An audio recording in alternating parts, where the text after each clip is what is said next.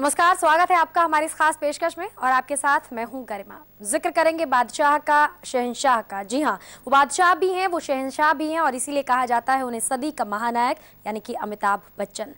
70 साल के होने जा रहे हैं अमिताभ बच्चन और हम सब के लिए उनकी ज़िंदगी का हर पल ख़ास है, उनका किया हुआ हर काम ख़ास है, उनकी हर अदा ख़ास है। जो भी वो कहते हैं हमारे लिए वो बहुत ख़ास है। हालांकि अमिताभ बच्चन से अगर पूछा जाए तो उनकी ज़िंदगी का ये साल भी ज़िंदगी के बाकी सालों की तरह बहुत आराम से गुजर गया है। चलिए, अमिताभ बच्चन ने अपने सफ़रनामे को हम सबको बताया है और उनसे बात की है मेरे सहयोगी रवि तिवारी ने।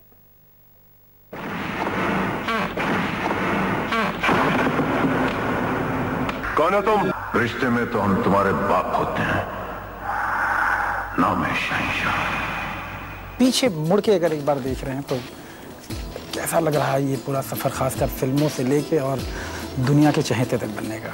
इन सब खिताबों में मैं विश्वास नहीं रखता हूँ और ना ही विश्वास रखता हूँ कि पीछे मुड़ के देखना चाहिए। और जो बीत गई तो बात गई और आगे कल क्या होने वाला है इसकी सोच में और उम्मीद में मैं अपना जीवन जीता हूँ। आप लोगों से जब संपर्क होता है तभी ऐसा सोचने का अवसर मिलता है, लेकिन जीवन सुखमय रहा है, अच्छा रहा है और जैसा भी रहा है, सुख दुख ऊंच नीच ये सब प्रत्येक इंसान के जीवन में आते हैं। मैं कोई भी आम इंसान से अलग नहीं हूँ। ईश्वर की कृपा रही है, माँ बाबू जी का आशीर्वाद रहा है, स्नेह दर्शकों का रहा है मेरे प्रति और इन्हीं को लेकर के बस आगे बढ़ता रहता हूँ। वजह साहब, एक बार बार मतलब जब भी हम आपको सुनते हैं, दर्शक सुनते हैं, तब एक सवाल बार बार आता है, वो है बाबूजी का नाम आता है, उनकी कविताएं आती हैं और वो कविताएं आपको इंस्पायर करती रहीं या फिर जो दूसरी चीज़ें होती रही? और ख़ासकर हम बात करें अगर उनकी जीवनी की बात करें, उनकी मधुशाला से लेके और अग्निपथ तक की बात करें, हमेशा उल्लेख एक मिलता रहा, तो क्या वो इंस्पायर करती रही हैं? कोई भी इंसान जो है वो माता पिता से यदि प्रोत्साहित नहीं होता तो उसमें कुछ खामियां हैं। मैं तो ऐसा मानता हूँ। जिस तरह की परवरिश उन्होंने हमें दी उसको हम याद करते हैं, क्योंकि उन्हीं परवरिशों की वजह से हम अपने जीवन को व्यतीत करते हैं। आज वो हमारे बीच नहीं है, लेकिन जब भी कोई ऐसा निर्णायक काम आता है, इसमें निर्णय लेना होता है, तो सोचते हैं कि यदि बाबूजी होते या माँ जी होती तो वो क्या करते, और फिर उस सोच को हम आगे बढ़ाते हैं। ये हमारे जीवन में हमेशा रहा है। और साथ साथ हाँ, मुझे एक उपलब्धि और मिली है कि बाबूजी का लेखन है, उनके सोच, उनके विचार, उन सबको पढ़ते रहते हैं और उससे अपने आप को प्रोत्साहित करते रहते हैं। बच्चन साहब अपने वक्त के पाबंद हैं, वो इसके बीच में ट्वीट कर लेते हैं, ब्लॉग लिख लेते हैं, अपने लोकेशन पे और अपनी शूट पे वक्त पे पहुंच जाते हैं। ये जो एक टाइम मैनेजमेंट है वो इस उम्र में और ऐसी शारीरिक अवस्था में कैसे मैनेज करते हैं और अपनी ऊर्जा कहाँ से लाते हैं? ये एक सवाल सभी लोग करते रहे लगातार। अब इतनी बार कर चुके हैं कि मुझे भी पता नहीं मैंने कितने जवाब दे दिए इसी में।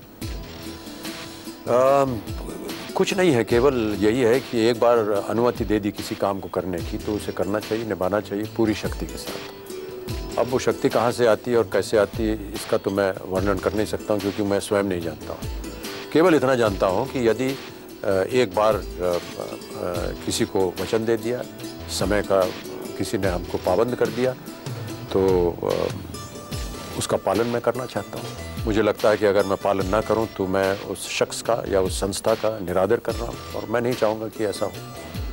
इसलिए जिस समय पे बुलाया जाता है उस समय पे आ जाता हूँ। मुझे ना, मैं बार बार दूसरा सवाल वही फिर से पूछ रहा हूँ कि ट्वीट, ब्लॉग, सिनेमा, टीवी,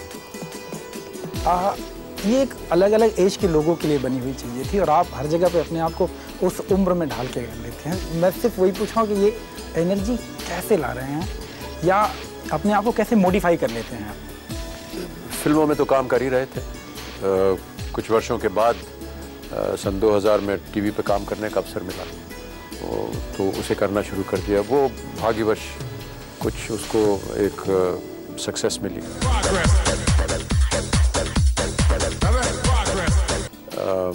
साथ साथ फिर देखा मैंने कि ये इंटरनेट जो है ये भी एक बहुत अच्छा और बहुत ही पुरसोर एक माध्यम है, जिसकी वजह से हम जितने भी अपने चाहने वाले हैं उनसे बात कर सकते हैं, उन्हें देख सकते हैं, अपनी बातें उनसे बता सकते हैं, उनकी बातें सुन सकते हैं।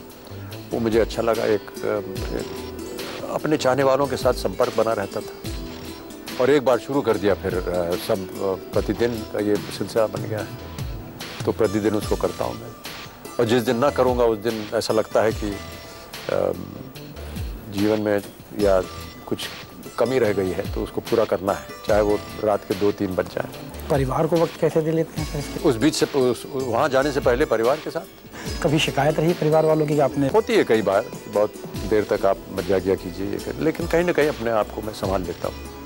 एक लंबा फिल्मी करियर के घूम के जब देखते हैं कई बार पीछे, किन किन लोगों का योगदान रहा, कैसे मौके मिले? सभी जिन जिन निर्माता, निर्देशक, लेखक, संगीतकार जिन्होंने मेरे साथ काम किया और इतने खूबसूरत अवसर दिए कि मैं उसको निभा सकूं। ख्वाजा अहमद अब्बास से लेकर के और यहाँ नीचे जो आज की पीढ़ी के जितने भी नौजवान कलाकार हैं और जो निर्देशक हैं, उनके साथ काम करने का मुझे अवसर मिल रहा है, तो ये मैं अपने आप को भाग्यशाली ही समझूंगा।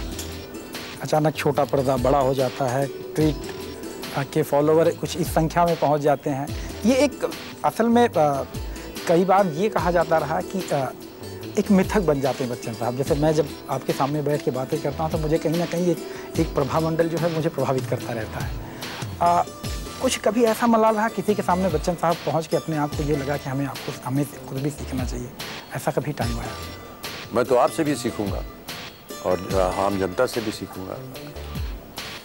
ये तो एक कर्तव्य बनता है प्रत्येक इंसान का, चाहे वो किसी भी अवस्था में हो। कुछ न कुछ गुण जो है वो प्रत्येक इंसान के पास होता है। ऐसा कहना कि सभी गुण जो है वो एक इंसान में, ऐसा तो संभव हो नहीं सकता। तो यदि आप हो या कोई हो या दर्शक हो हमारे, या निर्माता, निर्देशक, कलाकार, सह कलाकार, इन सब से कुछ न कुछ सीखने को मिलता है।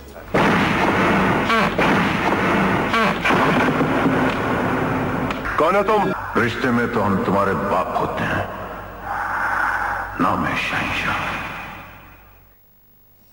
आम आदमी की एक फितरत हुआ करती है कि अगर उसकी कोई तारीफ करे तो वो वाकई बहुत खुश हो जाता है, लेकिन अमिताभ बच्चन के साथ ऐसा नहीं है। हो सकता है वो भीतर से खुश होते हों, लेकिन जब भी उनके मुंह पर कोई उनकी तारीफ करता है तो वो असहज नजर आते हैं।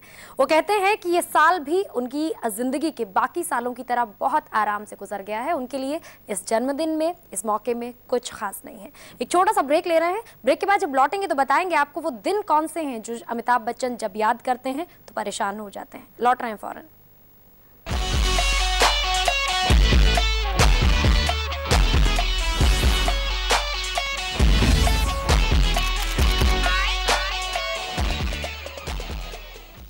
स्वागत है आपका इस खास पेशकश में। एक बार फिर अमिताभ बच्चन से खास मुलाकात जारी है। जिंदगी हमें सिखाती है कि अगर खुशी नहीं ठहरी तो फिर गम भी नहीं ठहरेगा, और यही फलसफा जिसने समझ लिया वो बनता है जिंदगी में सिकंदर। यही हुआ अमिताभ बच्चन के साथ भी। बहुत सारी चीजें, बहुत सारे दिन ऐसे आए जिसने मायूस किया अमिताभ बच्चन जैसी शख्सियत को भी। वो दिन गुजर गए हैं, लेकिन जब भी याद आते हैं परेशान कर जाते हैं। सुनिएगा क्या कहते हैं बच्चन साहब।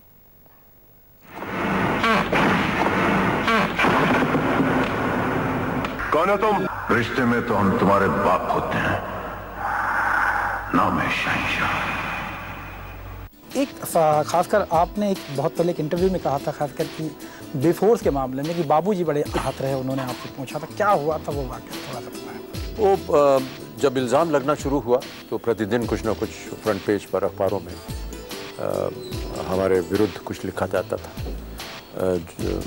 राजनीतिक तौर पे जितने भी राजनीतिक दल थे वो विरोध करते थे, वो कुछ ना कुछ लिखते रहते थे जो कि असत्य था।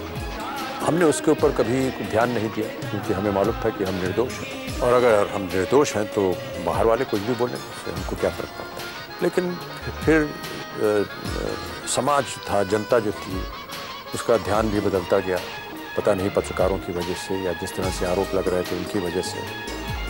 और जब भी हम बाहर निकलें तो एक विरोधी पक्ष हमारे सामने हमेशा खड़ा हो जाता था, और कई एक जगह पर उन्होंने हमारा विरोध किया सामूहिक स्तर पर।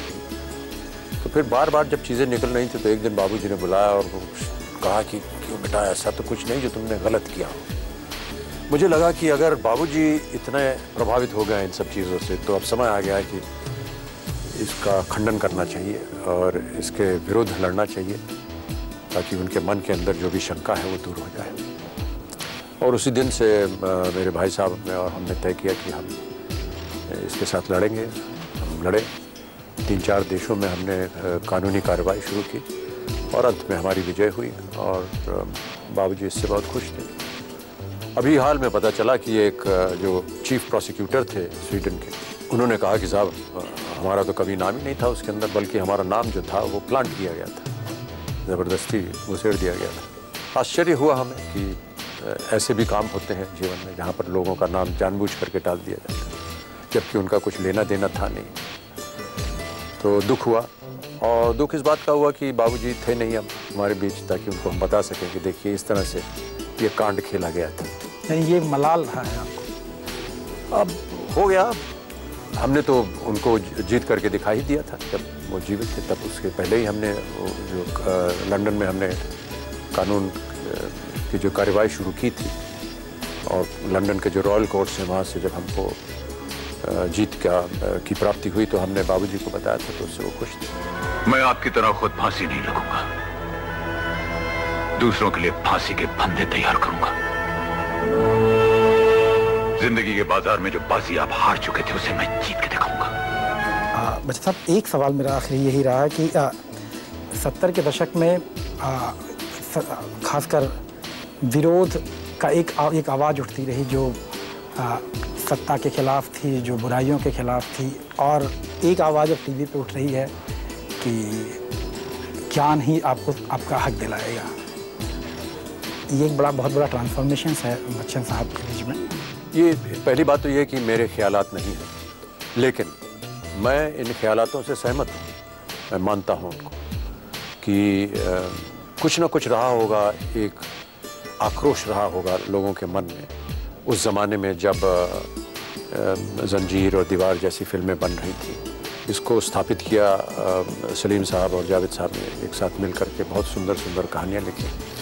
तो उनको ऐसा लगा, ये उनका ज्ञान था, ये उनकी सोच थी या उनका रिसर्च था कि देशवासी जो है वो इस समय नाराज़ है, उसके अंदर एक गुस्सा पैदा हुआ है समाज के प्रति, सत्ता के प्रति, और उसे निकालने के लिए उन्होंने एक कहानी बनाई जिसमें एक कलाकार खड़ा कर दिया उन्होंने एक ऐसा किरदार जो कि सत्ता को अकेले हाथ आड़े लेता है। वो जनता को पसंद आया और उसने उसको ऊंचाइयों पर पहुंचा दिया।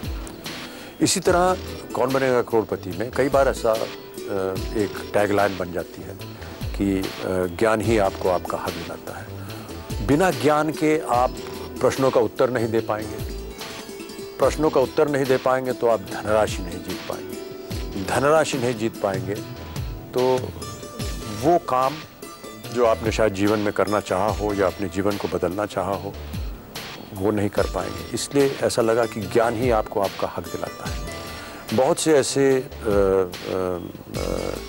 उदाहरण हैं जिनसे हम मुलाकात करते रहते हैं। यही बहुत पिछड़े हुए इलाके से आते हैं, ख़ास तौर से महिलाएं, उनको अवसर नहीं दिया जाता है, उनको बल्कि रोका जाता है, अन्याय होता है उनके साथ। वो कहीं ना कहीं से कर्जा ले करके वो अपने आप को शिक्षित करती हैं, जबकि समाज और जो भी गांव वाले हैं आसपास के सब उनकी निंदा करते हैं। लेकिन एक महिला अपने आप को स्वयं अपने बल पर, अपने आत्मबल पर अपने आप को शिक्षित करती है और इस काबिल बनाती है कि वो आकर के मेरे सामने वहाँ हॉट सीट पर बैठे सही सवालों का उत्तर दे और ढेर सारी धनराशि जीत करके जाए। तो कहीं ना कहीं उसके मन में होता है कि नारी होना कोई बुरी बात नहीं है, नारी के अंदर भी दम है और यदि उसे अवसर मिले तो वो भी वो करके दिखा सकती है जो एक पुरुष कर सकता है। आमतौर पर व्यक्ति से पूछा जाता है कि आप रिटायरमेंट कब करेंगे? जी, क्या आपने कोई ऐसी परिधि बनाई है या लगातार सतत कार्य? ये परिधि मैं नहीं बनाऊंगा, ये जनता बनाएगी हमारे देश की। वो कहेगी कि साहब आप अब जो काम कर रहे हैं या जैसा आप दिख रहे हैं वो ठीक नहीं लग रहा हमको, तो आप शांत हो जाइए। फिल्मों में ऐसा ही होता है, हमारा शरीर, हमारा चेहरा, हम जिस तरह से किरदार को निभाते हैं, यही सब हमारी सबसे बड़ी उपलब्धि है। और जिस दिन वो बंद हो जाएगी जनता की ओर से, उस दिन हम लोग घर बैठेंगे। बच्चन साहब, आप ऐसे ही जो है मुस्कुराहट बिखेरते रहें और दीर्घायु रहें, ये हम सबकी शुभकामनाएं। बहुत बहुत धन्यवाद सर।